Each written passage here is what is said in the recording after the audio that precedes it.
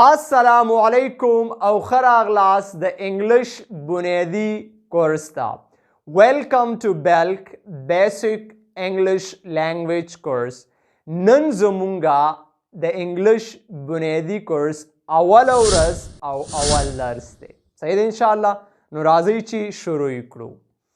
In today's class we are going to discuss English alphabet. پنن کلاس یا پنن درس یا پنن صنف کې به مونږه د انګلیش الفابet وایو. صحیح ده؟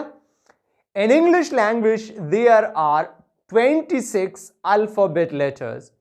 په انګلیسي کې مونږ سره شپږ د الفبا توري دي. صحیح ده انشاءالله چې هغه شروع کیږي په A سره او ختمیږي په Z سره. صحیح ده؟ یعنی د انګلیسي د الفبا توري چې دي هغه د A نه شروع کیږي او په Z سره څه کیږي ختمیږي. نو هغه کوم دي راځئ چې وی وایو. هغه دي A B C D E F G H I J K L M N O P Q R S T U V W X Y Z. These are 26 English alphabet letters. دا مونږ سره شپږ د انګلیسي الفبا توري دي. صحیح ده؟ چې هغه د A نه شروع کیږي په څه سره ختمیږي په Z سره. صحیح ده؟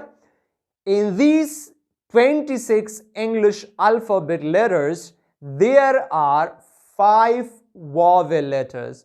په دې کې به مونږ سره 15 vowel letters دي چې vowel letters ته مونږ په پښتو کې وایو اواز لرونکي توري. صحیح ده؟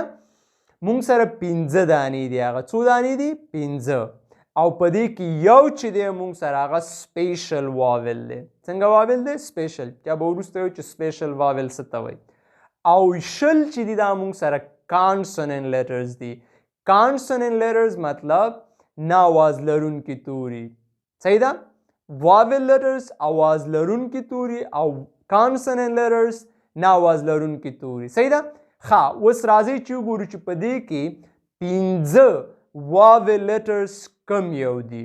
نو زه ټول وایم او بیرته ویم چې واول پکې دا. نو تاسو ته مو ویلي چې په دې شپږ تورو کې 15 مونږ سره واول لیټرز دي. څو دانې؟ 15. او یو سپیشل واول دی او شل چې دی هغه کانسوننټ لیټرز دي. صحیح ده؟ نو راځئ چې وګورو په دې کې 15 واول لیټرز یا توري کم یو دي. 15 واول لیټرز یا توري په دې کې دي A E I O U. A E I O U دا پکې واول لیټرز دي یعنی آواز لرونکي توري دي. صحیح ده؟ او وای چې پکې کم دی وای دا پکې سپیشل واول دی. څنګه واول دی؟ سپیشل. دا مخکې وایو چې سپیشل واول څه ته وایي. صحیح ده؟ او پاتې چې کوم شل دانې شو B C D F G H K M N P Q R S T او W او X او Y سپیشل او Z دا چې دي مونږ سره کانسوننټ لیټرز دي یعنی نه آواز لرونکي توري. صحیح ده؟ نو 15 واول لیټرز یو سپیشل واول وای. واول کوم دي؟ A E I O U. او سپیشل واول پکې مونږ سره کم یو دی؟ وای دی. او شل چې کم پاتې شو هغه مونږ سره کانسوننټ لیټرز دي. صحیح ده؟ نو دا زمونږ د نن درس. امید دی چې تاسو به پوه شوي یئ.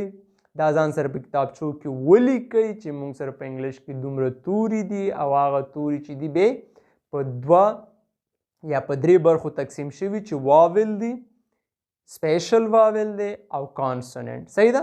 او د دې سره سره ستاسو کورنۍ دنده دا شوه چې دا الفابet لیټرز به په خپلو کتابچو کې ولیکئ، بیا به جدا ولیکئ چې واول لیټرز پکې کم یو دي، کانسوننټ لیټرز پکې کم یو دي او سپیشل واول پکې کم یو دی. صحیح ده؟ نو ځان ته به یو ښایسته نوټ دی جوړ کړئ. صحیح ده؟